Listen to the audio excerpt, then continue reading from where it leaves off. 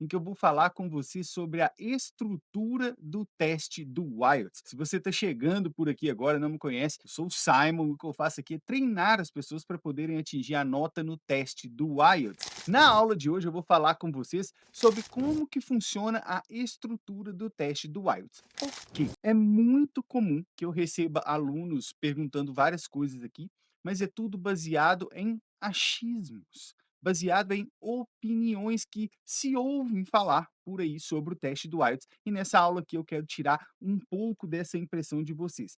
Por quê? O teste do IELTS, ele tem algumas modalidades específicas, são modalidades, diferentes entre si, e se você não sabe qual modalidade você vai precisar prestar e como funciona a estrutura do teste, é muito provável que você acabe escolhendo mal a modalidade que você vai fazer do teste do IELTS, e isso acaba influenciando a sua nota. Muita gente, às vezes, até tem que repetir a prova do teste do IELTS. Então, para não ficar aqui nos achismos, nós vamos tratar disso hoje. Um erro comum que as pessoas têm, né, de ir para o teste do IELTS, tem gente que marca a prova sem nem saber como que a prova funciona. E eu não quero que você seja uma dessas pessoas, porque geralmente essas são as que mais ficam apavoradas na hora do teste do IELTS, né. Hoje a gente não vai ver nessa aula aqui, né, questão de técnica da prova, a gente vai tratar muito mais sobre a estrutura do teste em si. Mas antes de falar da estrutura do teste, como que funcionam cada uma das partes do teste do IELTS, eu preciso falar para você sobre as modalidades do teste. Isso aqui já confunde muita gente. O teste do IELTS, ele tem 2 modalidades principais. Você já sabe quais são? Essas 2 modalidades principais nós chamamos de General Training e de Academic. General Training é uma, Academic é outra, e elas têm diferenças muito marcantes entre si. E você precisa conhecer essas diferenças para não cair ali na armadilha de escolher o teste errado. Algumas coisas são comuns entre as 2 modalidades, outras são totalmente diferentes. E é assim que eu vou abordar a minha explicação para você aqui hoje. Eu vou explicar o que que tem de comum entre os 2 as 2 modalidades e o que tem de incomum nessas 2 modalidades. Antes de falar isso, tem uma nuance aqui, que é para quem vai fazer o teste do IELTS para o Reino Unido, tá? Eu disse a você que nós temos aqui a modalidade do General Training e a modalidade do Academic, isso é certo e é correto, só que para quem vai fazer o teste do IELTS para o Reino Unido, talvez você vá imigrar para o Reino Unido, talvez você vá estudar ou trabalhar no Reino Unido. Você vai ter que prestar o teste do IELTS para lá. Para quem vai fazer o teste do IELTS para o UK, você tem que escolher a modalidade chamada UKVI General Training ou UKVI Academic.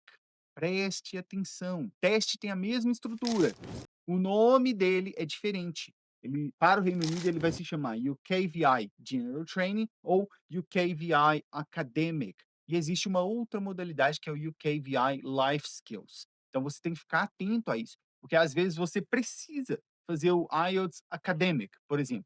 E na hora de marcar o seu teste, você vai lá e escolhe IELTS Academic. Só que você precisaria ter marcado UKVI Academic. Então, cuidado com isso se você for fazer o teste do IELTS para o Reino Unido. Dito isso, agora eu posso explicar o que há de comum entre as modalidades do IELTS General Training e do IELTS Academic. O que tem de comum aqui? A prova do listening e a prova do speaking, elas são idênticas. Quando eu digo que elas são idênticas, eu quero dizer que não há diferenciação na realização dessas sessões. Na prova do listening, você vai fazer o general training da mesma forma que você vai fazer o listening no academic. Ele não muda. Você vai ouvir um áudio durante o tempo lá da prova, vai ter que responder a questões formuladas sobre esse áudio. Na prova do speaking, você vai conversar com um examinador, né? É uma conversa, uma entrevista, é um formato de entrevista em que ele vai te fazer várias perguntas e você vai respondendo ali normalmente durante a conversa com o examinador. E isso é igual tanto para o General Training quanto para o Academic, não muda. Inclusive o sistema de notas, tá? Na hora de avaliar o speaking e na hora de avaliar o listening, é a mesma coisa. Não há mudança nem na prova em si, na realização do listening, na realização do speaking e na correção. Não existe diferença, elas são corrigidas da mesma forma, tá?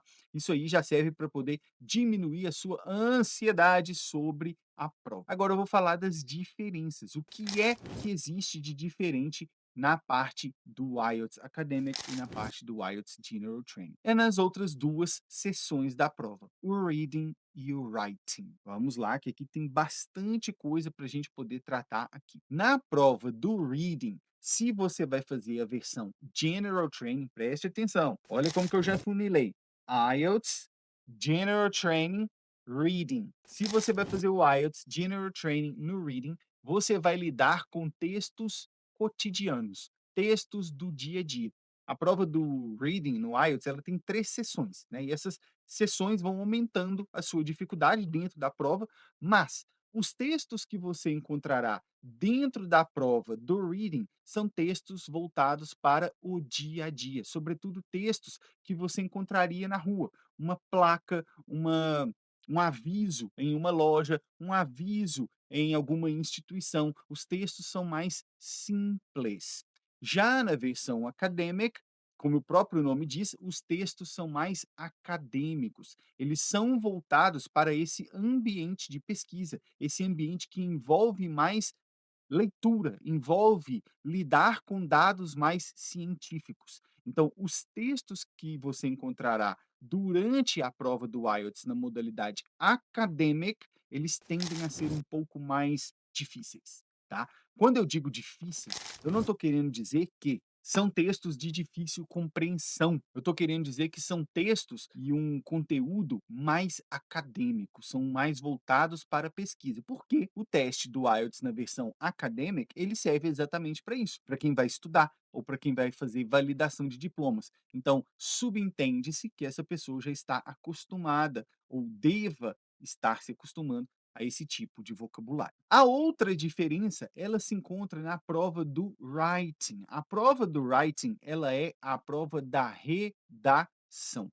O que que acontece aqui? Aqui tem muito mais diferenças para a gente poder lidar, tá? Então, tenha calma, preste bastante atenção para você não se confundir aqui. Se você vai fazer o IELTS na versão General Training, olha do que eu estou falando. IELTS General Training Writing. Você vai encontrar duas tasks, duas tarefas para que você possa escrever durante a prova. A Task 1 e a Task 2. Em ambas as tasks, você tem um número mínimo de palavras para poder escrever. Você deve escrever na Task 1 pelo menos 150 palavras e na Task 2 pelo menos 250 palavras. Esse é o requisito mínimo da prova. Mas não é só isso, porque isso é comum tanto no academic quanto no general training, esse número de palavras. O que muda aqui é o conteúdo das tasks. Se você vai fazer a versão general training, a sua task 1 será sempre uma carta. Preste atenção, guarde isso na sua cabeça para você não ir para a prova sem saber o que vai acontecer. Se você vai fazer o IELTS General Training, a sua Task 1 do Writing, que é a prova da redação, será sempre uma carta. Você vai ter que escrever uma carta. O que, que muda nessa carta? É se ela vai ser formal ou informal. Aí a gente vai trabalhar isso em outras aulas depois, a gente trabalha isso dentro do UIC também, né, que é o Programa de Treinamento Completo, essa questão de como saber o que é uma carta formal, o que é uma carta informal, qual a técnica da carta formal. Como eu disse, o objetivo dessa aula aqui hoje não é entrar na parte técnica, é dar uma visão estrutural da prova para você. Já no IELTS Academic, a Task 1 será sempre um report. O que é o report? O report é o que a gente chama de relatório. Eles lhe darão, ali na hora da prova, um gráfico, uma tabela, uma figura, um diagrama, alguma imagem para que você possa analisar e fazer um relatório sobre aquilo. Veja como é diferente. No IELTS General Training é uma carta, a Task 1. No IELTS Academic é um relatório, a Task 1. Aqui é gritante. Por que que isso é relevante para você na sua preparação e por que é relevante que você conheça isso antes da prova? Porque senão você vai fazer o IELTS General Training e você está lá treinando o relatório. Ou você vai fazer o IELTS Academic e você está lá escrevendo cartas para treinar. E isso não é produtivo, porque você está treinando algo que você não será requerido a fazer no dia da sua prova. Então você tem que conhecer essa estrutura para que você possa estudar para aquilo que você vai ser chamado a fazer na hora da prova, tá? Grave essas distinções porque elas são muito importantes.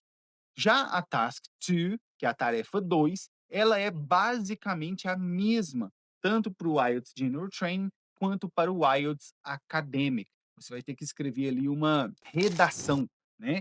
E essa redação é de 250 palavras no mínimo, só que o que muda aqui, novamente, é o conteúdo. Embora a task 2 seja uma redação tanto para o General Training quanto para o Academic, essa redação tem um conteúdo diferente. No General Training, os tópicos, os temas que eles costumam pedir para você são temas mais genéricos, mais cotidianos, temas do dia a dia. Enquanto na modalidade acadêmica, os textos, os tópicos, os temas que eles vão lidar durante a prova são tópicos mais acadêmicos, voltados a esse público. Então aqui você já tem que estar preparado para lidar com esse tipo de vocabulário.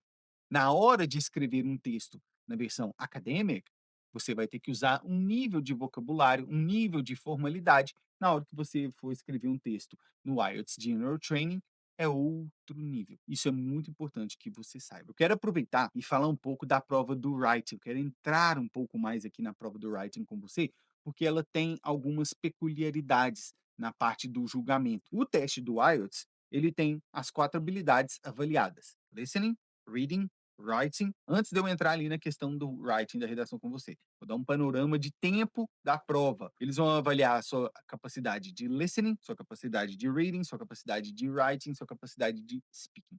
Como que é a questão temporal da prova? Preste atenção. Na prova do listening, né, que é a primeira que você vai pegar no bloco, você vai ter que ouvir um áudio que vai rolando. Esse áudio não pausa e não é repetido. Preste atenção. Você está ouvindo o áudio e esse áudio não será pausado e nem repetido. Enquanto você ouve o áudio, você terá de responder a questões elaboradas sobre o áudio. Talvez você não tenha pegado a nuance aqui. Não é que haverá um texto cheio de lacunas, que é o áudio, para você ir ouvindo o áudio e completando o texto. É um texto elaborado sobre o áudio, são questões elaboradas sobre o áudio. Então aqui você já vê que é completamente diferente de várias provas que você encontra por aí. São questões elaboradas e enquanto o áudio está rolando, você vai ter que ouvir e entender o áudio, ler as questões, pensar na resposta e escrever a resposta. 4 coisas para você fazer ao mesmo tempo. Então você já vê o tamanho do desafio que está nas suas mãos. E aí você já começa a falar: "Mas como que eu vou conseguir fazer isso? Como que eu vou ouvir, entender, ler a pergunta, pensar na resposta e escrever a resposta ao mesmo tempo?". Aqui você já começa a ter uma noção da importância da técnica de prova. É para isso que existem as técnicas de prova do teste do IELTS, para que você consiga pegar a questão enquanto o áudio está rodando e colocá-la ali no campo da resposta ou marcar a resposta correta. Essa prova vai durar ali de 25 a 30 minutos. Tem áudios que têm uma duração um pouco maior, outros que têm uma duração um pouco menor. Terminada a prova do listening, você vai passar para a prova do reading, que é a leitura, direto. Ele já passa automaticamente, se você estiver fazendo a versão do computador ali, o próprio sistema da prova já vai mudar para a parte do reading. Ali, o seu desafio é outro. O seu desafio é lidar com informações num curto espaço de tempo. E eu digo curto espaço de tempo porque, embora a prova do reading, né, que é a leitura, tenha 60 minutos de duração, você tem 40 questões para resolver. Fez as contas aí? 60 minutos para 40 questões. Isso dá 1 minuto e meio por questão. Então, se você parar e analisar direitinho, não é tanto tempo assim. Porque você acha que as questões serão todas do mesmo nível de dificuldade ou não? Óbvio que não, né? Então você já tem aqui o desafio de conseguir responder a todas as questões dentro desse tempo. E muita gente não consegue. Tem gente que não consegue sequer chegar ao final do teste do reading, respondendo todas as questões. Acabou o tempo e a pessoa não conseguiu responder. E como é uma prova que tem um sistema próprio, Quando dá o tempo, a tela fecha, você não consegue responder mais nada. E aí você deixou lá X questões para trás. Então você tem novamente que se dedicar às técnicas da prova, para que você consiga responder a todas as questões dentro daquele tempo que lhe foi dado. Já depois da prova do reading, você vai para a parte do writing. E aí é aquilo que eu disse, você tem lá as 2 tasks, só que você também tem um limite temporal aqui. Você tem que escrever as 2 tasks em até 60 minutos. Você tem 60 minutos, 1 hora para escrever os 2 textos.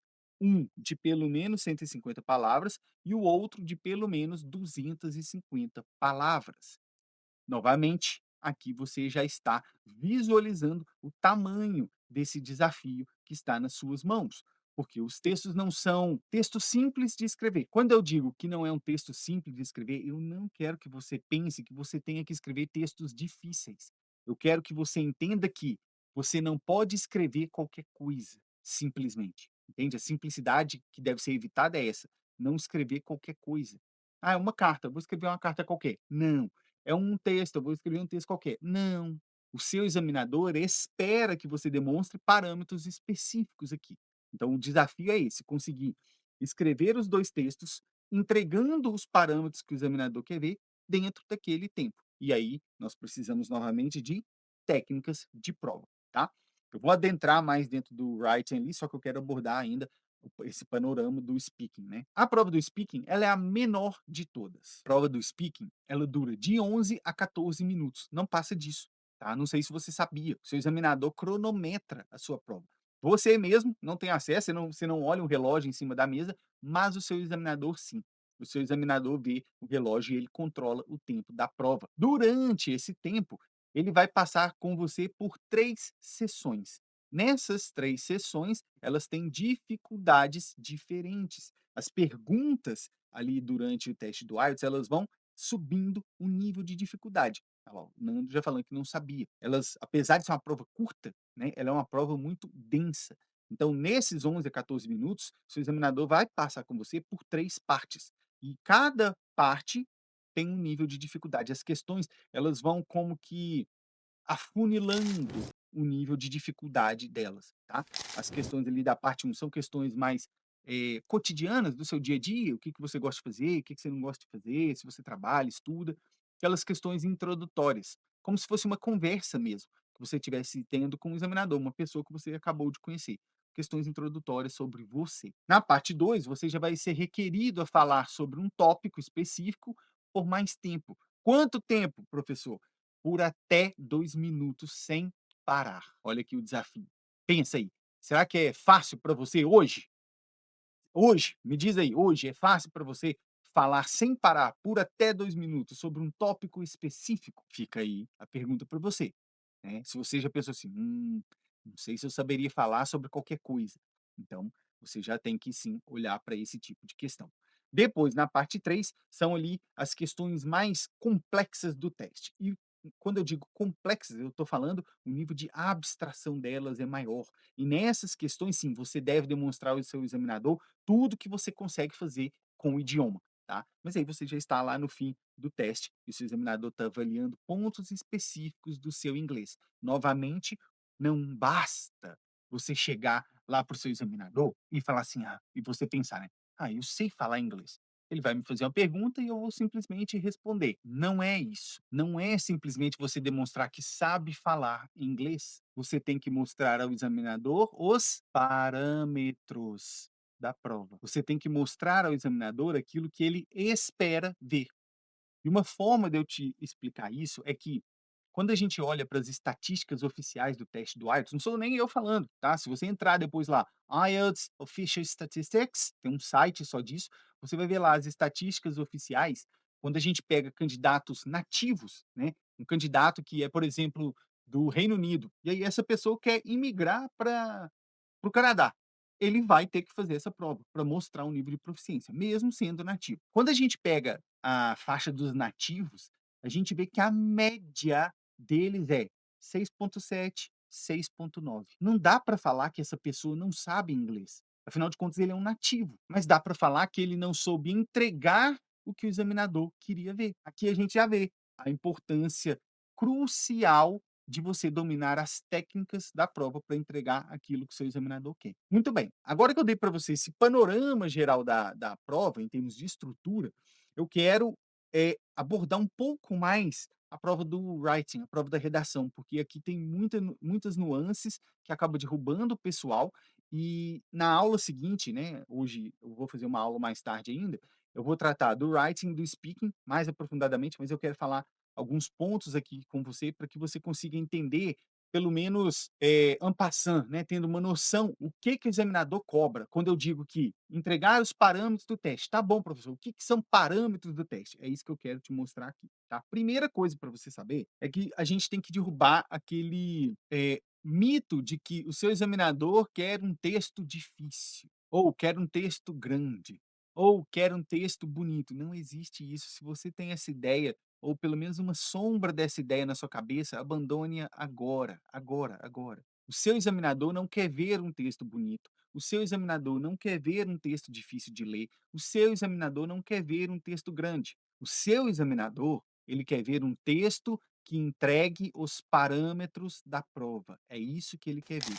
Quais são os parâmetros da prova? A gente tem uma lista de 4 critérios oficiais que o examinador usa para poder avaliar se você está entregando outros subcritérios, que são os parâmetros. Eu não vou entrar agora nos subcritérios, porque são muitos, mas eu vou entrar sim nos critérios da prova para você entender o que está sendo avaliado ali. São 4 critérios na prova do Wright. O primeiro critério é o que nós chamamos de Task Achievement.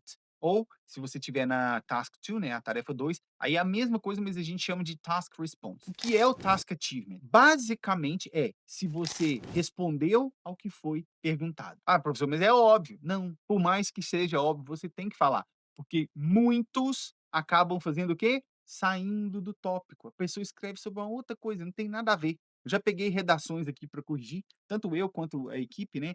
Dentro do programa de treinamento, a gente tem correção individual. Então, peguei uma redação aqui, eu falei assim: "Gente, mas de que essa pessoa está falando?". Um tópico, assim, totalmente avesso ao que estava escrito ali. Quando eu fui conversar com o aluno simplesmente tinha se distraído. Ele escreveu sobre outra coisa, um tópico que não tinha nada a ver. Então, nesse quesito do task achievement, seria ali praticamente zero, tá? Cuidado com isso. O task achievement é você responder aquilo que foi perguntado. Você respondeu a questão que foi perguntada, que foi colocada para você, você entregou o objetivo da tarefa? Exemplo, escreva uma carta para o administrador do hotel. Você escreveu uma carta para o administrador do hotel? Ou você escreveu uma carta para quem atendeu o telefone do hotel? Entende? Essas coisas pequenas assim. O segundo critério da prova é o que nós chamamos de coherence and cohesion.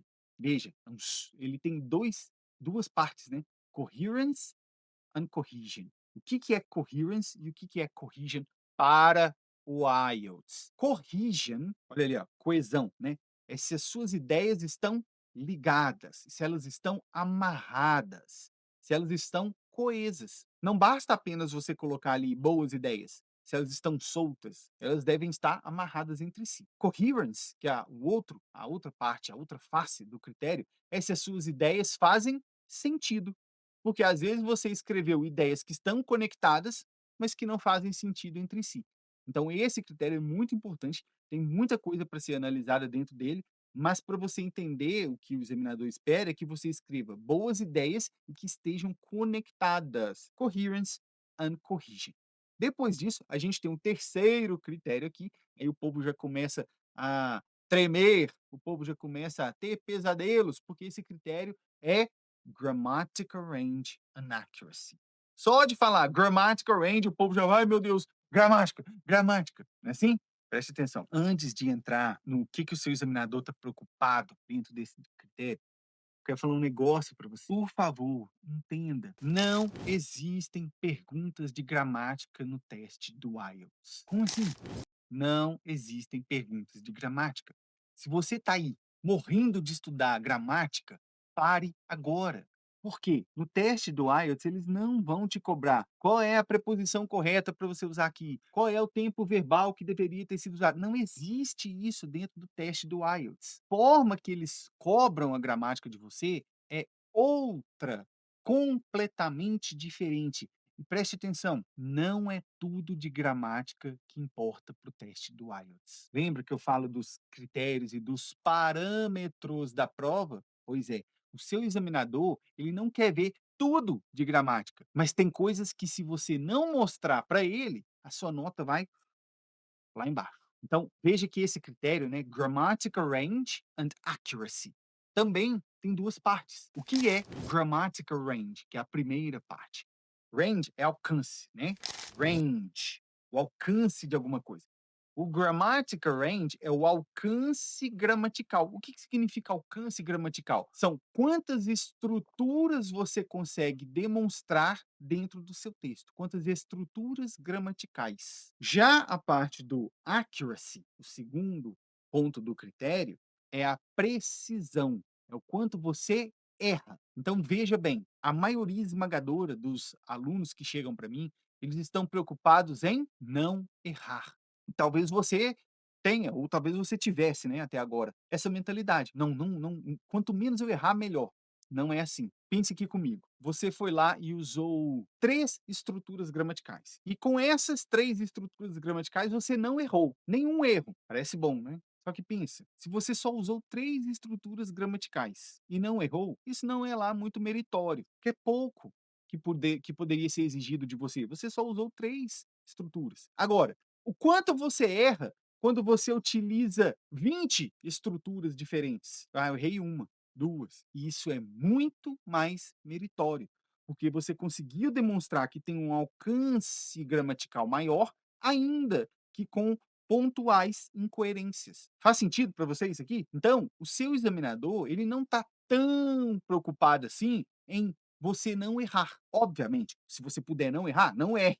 Mas não é tão pesado errar se você tem um grande grammatical range, se você tem um grande alcance gramatical, porque você conhece inúmeras estruturas. E isso é o que o seu examinador está preocupado na hora da prova. E aí, existem estruturas específicas que o seu examinador espera. Ah, professor, você falou que não tem que conhecer tudo de gramática. E não tem mesmo. Existe um ponto que o seu examinador está, eu gosto de brincar falando que ele está farejando isso quase, que se chama estruturas complexas. E talvez hoje você não consiga perceber a necessidade premente de você dominar as estruturas complexas, porque você ainda nem sabe o que elas são. Só para te dar um exemplo aqui, tá? Tem alunos que em 21 dias subiram 2 pontos inteiros na nota do teste do IELTS.